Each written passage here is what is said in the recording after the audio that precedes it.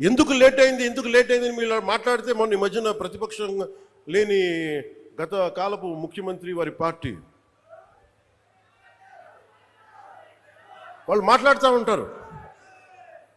అంటే వాళ్ళకి ఈ సందర్భంగా ఒకటే తెలియజేయాలనుకుంటున్నాను, మీరు అధికారంలో ఉన్నప్పుడు మీ బెదిరింపులకి మేము భయపడలేం.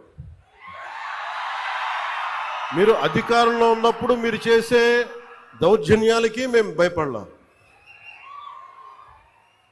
అలాగే మిమ్మల్ని తగ్గించడం కూడా నాకు ఇష్టం లేదు. కానీ మీరు బాధ్యతగా మెలగకుండా ఒక్కొక్కరిని చంపేస్తాం, మళ్ళీ మేము వస్తాం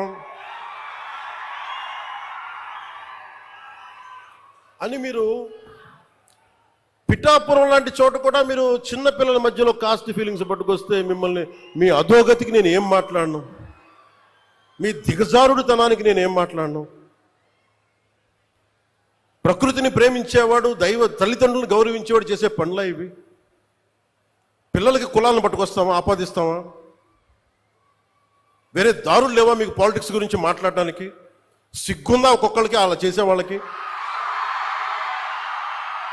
మాకు నోరు లేదనుకుంటున్నారా?